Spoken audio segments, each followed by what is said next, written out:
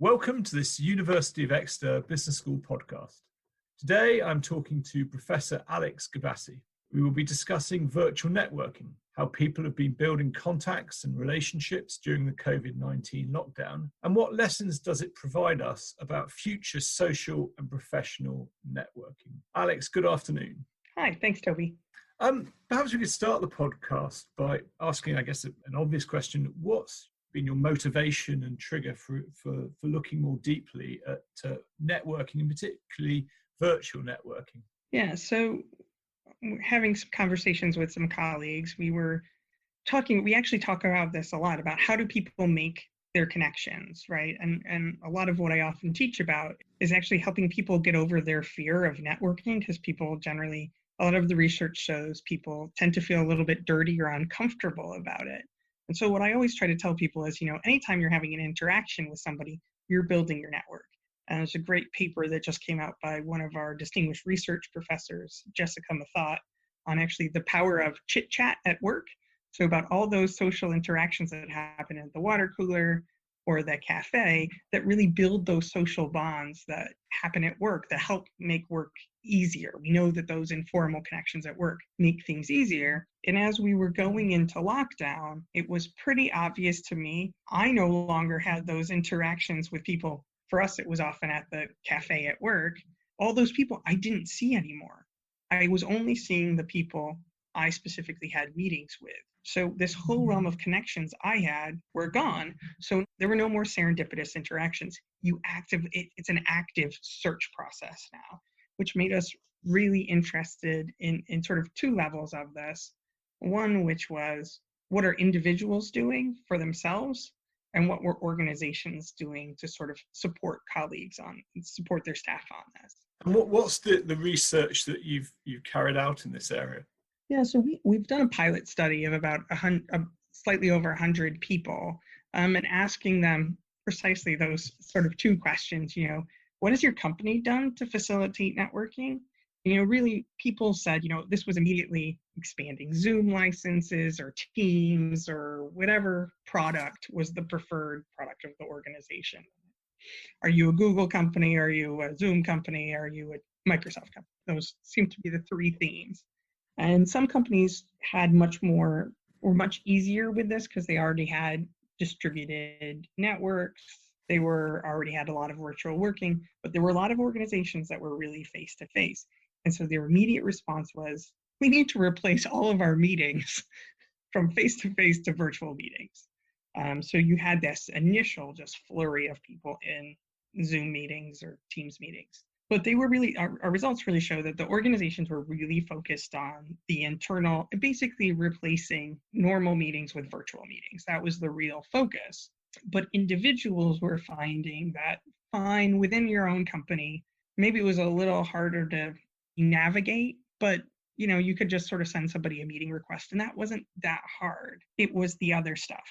It was the spontaneous. It was the meetings, people outside of your organization.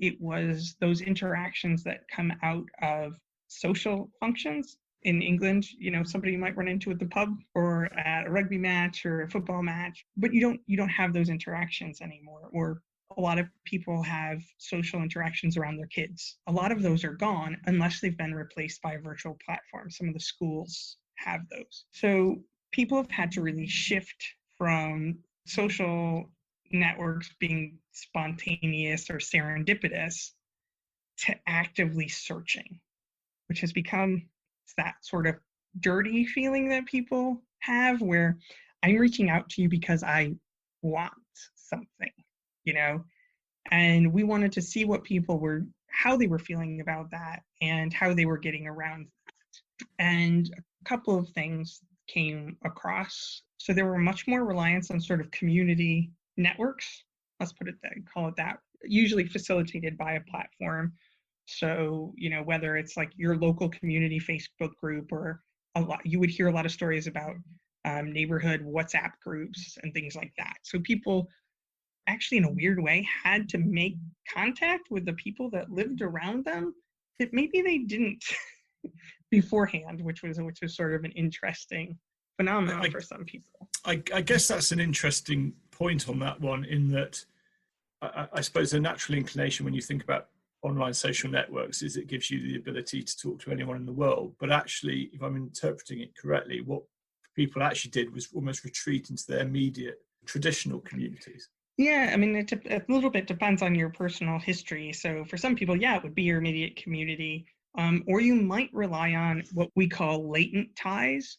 So, all of a sudden, my university friends started to have much more regular sort of Zoom calls, so connecting to people who maybe I see every couple of years, but all of a sudden we're interacting a lot more. So there's sort of these latent ties coming up, which actually resulted in some really interesting actually consulting gigs for various people, with a sort of interesting way of sort of rekindling relationships, but also then forming another way of sort of reinforcing more local social networks. So in a somewhat ridiculous story, I wanted to get a kitten during lockdown and all the animal shelters were closed. All right, how am I going to get a kitten? I'm not that well connected in the town I live in, but I have a friend who knows everybody. So what did I do? I did the other tactic. Rather than latent ties, I went through the strength of weak ties. So I asked her, do you know anybody who's having kittens? And she's like, of course I do. I'm going to connect you to this person. So that's the other way a lot of things started to happen was, are you connected to the right people? Are you connected to the brokers, right? So if you need something, do you know the people who know everybody? If it's certain parts of research, yeah, I'm your girl. But in my local community, having that friend who knows everybody was a really great step. So knowing who knows people has become more and more important in this situation. And sort of summarizing that then, what would you say are some of the positives that have come out of this situation that we might see carrying on? And what are some of the more negative big challenges that you see happening? Well, I think on one hand, I think that loss of spontaneous or serendipitous interactions is actually hard for people, because I do think we're going to be working remotely for quite a bit longer, and I think that's a reasonable reaction. But what some companies have done, and I think is a really good thing, is institute a coffee morning or different times of the week where people get together and the topic of conversation isn't work. So being able to have a space for social interaction in the workplace, because it does reinforce all those bonds to getting things done. So we were talking about this earlier, that ability to sort of see somebody at home, see their kitten or their dog or their kid or whomever, their partner, wander in, makes people a little bit more human. So that's actually kind of a good thing, but you have to get that balance between having the social part of work and not just the transactional or instrumental part of work. Companies are going to need to find that balance within their organizations in terms of getting stuff done. But for individuals, I mean, I think actually it brings to focus actually how important it is to be aware of who is in your network, who are the people you can call on. So we were talking about LinkedIn earlier today. Going through your LinkedIn network, okay, do you actually know that person? Okay, probably if you don't, you're probably not going to be able to rely on them, but maybe you haven't talked to them in 5 or 6 years. That might be somebody you can rely on. So being really mindful of who the people you're connected to are and what benefit they might have for you. And I know that sounds really instrumental, and that sometimes makes people feel a little bit icky, but if you are trying to solve a problem, it's what you need to know. So going to the right person is helpful. And people, I think, actually right now are actually okay with being asked, so you can just be like, hey, sorry, I haven't talked to you in a while. Hope you're well. And I'm looking for some help on X. And I think it's okay to do that. And I think people understand right now. So just being direct, there's nothing wrong with being direct. I actually think it's worse to come across with having an ulterior motive right now. So just sort of being like, hi, could you help me with this?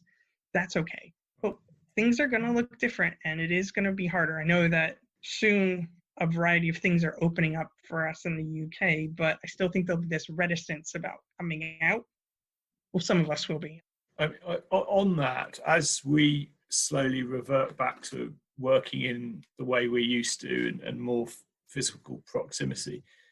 What aspects of virtual networking do you think will carry on? Or do you think people are just going to revert back to more traditional forms of forming bonds and relationships just because that's the way we've always been as humans? Yeah, it is. It's hard to kind of know what will happen exactly. I mean, one of the things that you would hope happen, I've been having these conversations with some of my colleagues, is there's a lot of unnecessary travel we do for us out in Exeter. There used to be people who would just go up to London for a meeting. I mean, for the environment's sake, climate's sake, there's no real reason why we necessarily have to be doing that. We need to be able to think it's an opportunity to do some things smarter that will help companies, individuals, and the environment to bring together our Exeter themes. As we know, sustainability is really important to us. So I would hope we'd see some more thought put into before we just go on a jolly jaunt for a business trip. We're really thinking about why we're doing it and could that actually be done remotely. So on one hand, I hope this has gotten people over some of that need to sort of do as much travel. On the other hand, I do think some people are really struggling.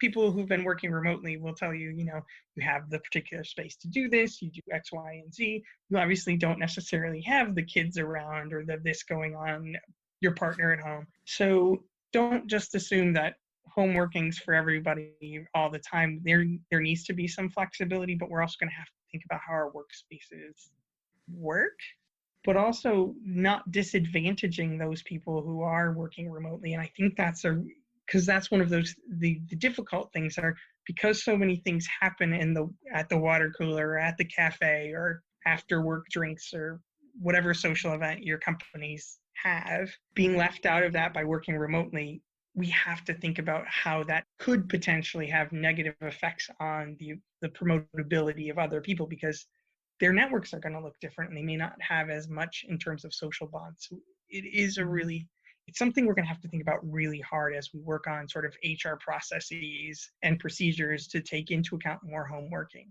If you were going to summarize, what three pieces of advice you'd have for individuals at the moment, and perhaps three pieces of advice for how organizations need to get through this and perhaps change things, what would you say for both of those? I think the first piece of advice for an individual is don't be afraid to ask. If you don't ask, people aren't going to know. They aren't going to know you need help. And whether that's internal to your company or external, you've got to ask. Sometimes you might have to put your ego down a little bit to do it. But I think especially given now that we're working, you're going to miss out on some of those social interactions where people are would have normally just sort of checked in and been like, hey, how are you doing? You're missing some of that. So you might also have to speak up a little bit in terms of asking for what you want and need. So that's going to be really important. I do actually think one of the really important things is don't forget to have social interactions. And I think that applies for both companies and individuals. So for companies, make sure you are having, and it doesn't have to be the entire institution to have a social event. That's probably not going to work. You actually want to have smaller social events so that people can actually talk to each other. I run a weekly coffee meeting for my college, and I can kind of manage 15 people. Bigger than that, I use breakout rooms because otherwise people don't get to hear themselves talk, and they like to hear that. So there's an art to managing those things, but it is really important to have those social things. We've actually bridged a lot of departments, hierarchical levels by having those coffee meetings. And they've actually been a really good thing. So that's almost something you could take out of it. If your company doesn't already have a social event, even when we do come back, having those weekly or bi-weekly sort of coffee or whatever it is does make a real difference, and it does help to sort of bring down some of those boundaries. I think those are really important things. I think for organizations, we are really going to have to think about, because we will have more remote workers, is how we don't create two classes of people, the face-to-face ones and the virtual ones, because I think that's a very real possibility. And we really want to make sure people are integrated. Yes, we have to give people options. yes, we are going to have to work more virtually, but don't leave out the fact that by people working virtually, they're going to be missing out on some of the social niceties and the social capital, really, that emerges from those face-to-face interactions. Well, Alex, thank you ever so much for talking to the podcast today. It's much appreciated. Thank you very much indeed. It's always a pleasure.